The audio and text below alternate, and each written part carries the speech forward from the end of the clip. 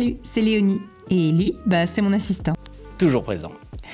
Eh bien, après quelques sujets plus ou moins soporifiques, non, ne me dites pas le contraire, enfin, un sujet qui retient l'attention de tous les dirigeants de PME, comment valoriser mon entreprise?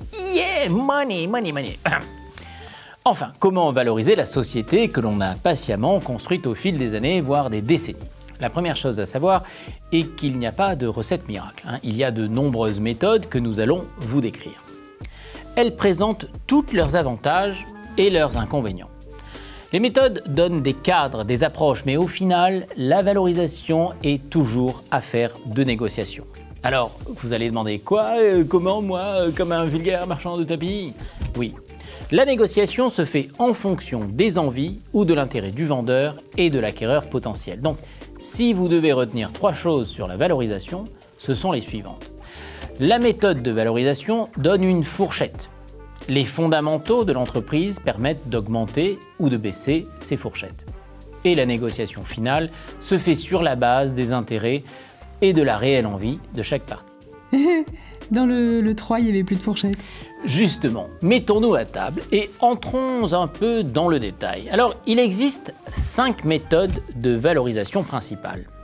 Les évaluations patrimoniales, les évaluations basées sur la performance, les évaluations basées sur les flux de trésorerie disponibles, les évaluations par approche comparative et enfin, les évaluations par barème.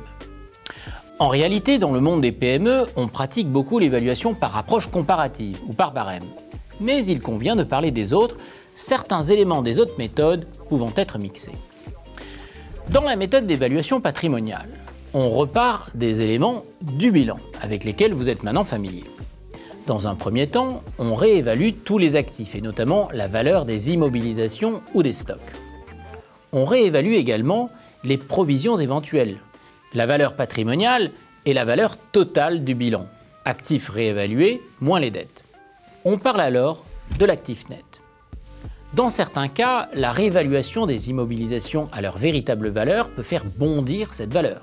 Bâtiments, machines amorties, mais encore utilisées. L'évaluation d'après les performances. Deuxième méthode est une évaluation très utilisée car elle est très simple. Le critère très souvent retenu est le multiple de l'excédent brut d'exploitation, le fameux EBE. Mais il en existe d'autres selon les secteurs d'activité. Par exemple, dans le monde des services web, un critère très courant est un multiple de l'ARR, l'Annual Recurring Revenue, voilà. C'est-à-dire du revenu récurrent annuel, fourni par les abonnements, alors que dans l'édition, on utilisera le nombre d'abonnés, etc. C'est également un excellent mode de valorisation que l'on peut retrouver dans des pactes d'actionnaires. Cette méthode a le mérite d'être simple, ne prend pas en compte le patrimoine de l'entreprise, mais plus certainement de sa capacité à créer de la richesse avec ses actifs. Parlons maintenant rapidement de la méthode des flux de trésorerie disponibles. C'est la plus complexe. Au secours, pitié. Léonie, no pain, no gain.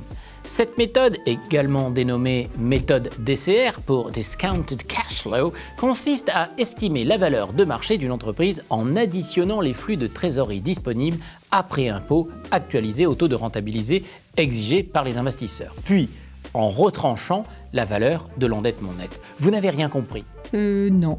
C'est complètement normal. Cette méthode est adorée de toutes les personnes faisant de l'ingénierie financière de haut vol, mais elle est impraticable en pratique dans les PME. Si votre conseiller financier ou votre partenaire qui vous accompagne dans la valorisation ou la vente vous conseille d'appliquer cette méthode, et notamment s'il porte des bretelles, eh bien, refusez. Les modèles sont complexes à manipuler, peu applicables dans des entreprises au flux de trésorerie très incertain. Pour résumer cette méthode, on applique au flux de trésorerie futur, calculé sur une période longue de plusieurs années, un taux d'actualisation. Les modèles sont très sensibles aux critères de rentabilité et au taux d'actualisation retenu. Notre conseil, ne tombez pas dans ce piège d'experts qui, au final, n'apportera rien dans la négociation. Bouh!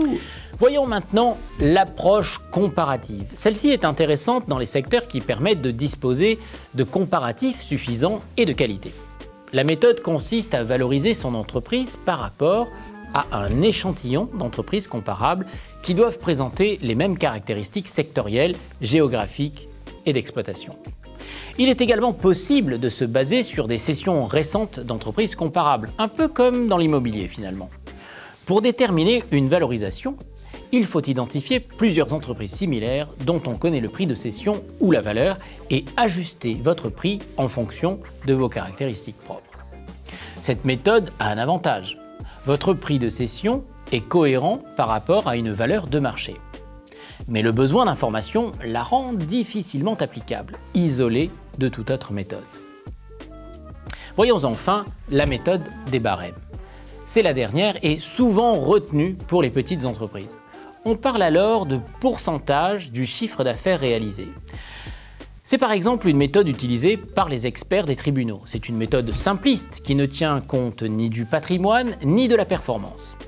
La méthode des barèmes permet d'avoir une idée du prix moyen de cession des entreprises d'un même secteur.